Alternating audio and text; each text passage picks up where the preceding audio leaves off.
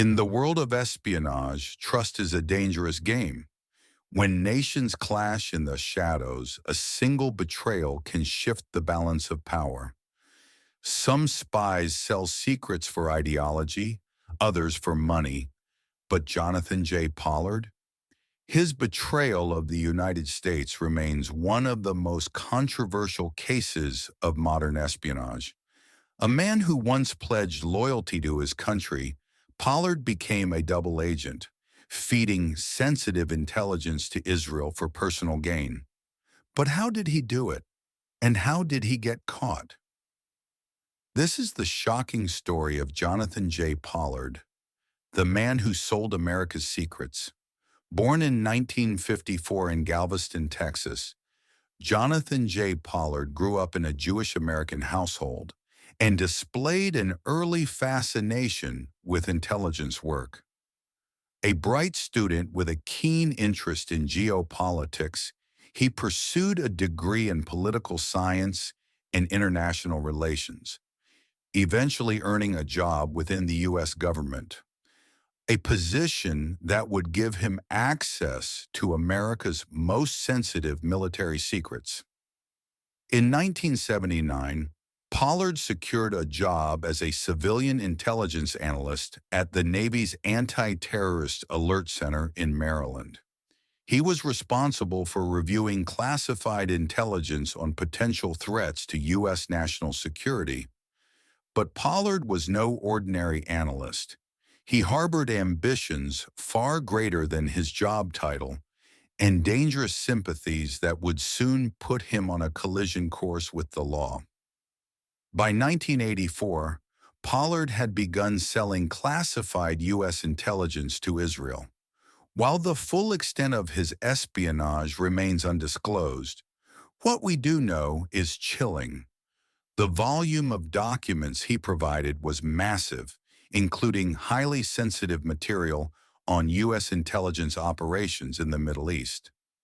In return, Pollard received cash payments and gifts, living a double life as both a respected analyst and a secret informant. But Pollard wasn't working alone. His wife, Anne, assisted him in smuggling and transferring information, ensuring the stolen documents reached their handlers. With her help, Pollard built a web of deceit that lasted for over a year.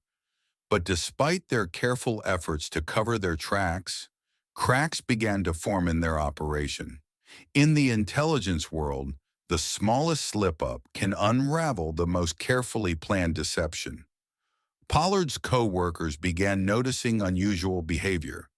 He was accessing information beyond his clearance level, asking questions that seemed out of place.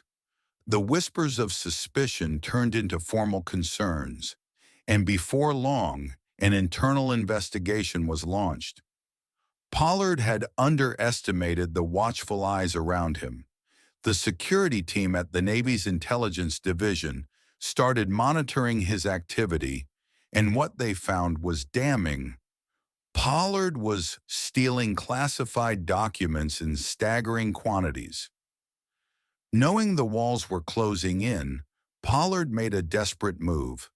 He and Anne attempted to seek asylum at the Israeli embassy in Washington, D.C., hoping their handlers would protect them. But Israel refused to grant them refuge, fearing an international scandal. As they stepped outside the gates of the embassy, Pollard and his wife were immediately surrounded by federal agents. There was no escape. On November 21, 1985, Jonathan and Anne Pollard were arrested. Their game was over. In 1986, Jonathan and Anne Pollard pled guilty to espionage. Pollard had expected leniency, believing his cooperation would spare him from the harshest penalties. But the U.S. government saw his actions as a grave betrayal. Jonathan Pollard was sentenced to life in prison, marking one of the harshest punishments ever given to an American for spying for an ally. His wife, Anne, received a 5-year sentence for her role in the espionage operation. Pollard's case has been one of the most divisive in U.S. history. Many in Israel saw him as a hero, arguing that he was only helping an ally. Meanwhile, U.S. officials, including top intelligence leaders, maintained that his actions severely compromised national security. Over the decades, multiple appeals for clemency were denied. It wasn't until 2015 that Pollard was finally released on parole after serving 30 years in prison. But his freedom came with strict conditions, including electronic monitoring and a travel ban. The case of Jonathan Pollard is a stark reminder that espionage is never black and white.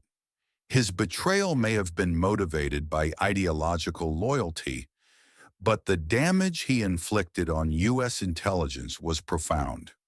His story is a cautionary tale of deception, consequences, and the cost of divided loyalties. Was he a hero to Israel, a traitor to America, or something in between? That remains a matter of debate. But one thing is certain: Jonathan J. Pollard's name will forever be etched in the history of espionage. Espionage has no borders. Betrayal has no excuse. Like, share, and subscribe for more deep dives into history's most shocking spy cases. Let us know in the comments. What do you think about the case of Jonathan Pollard?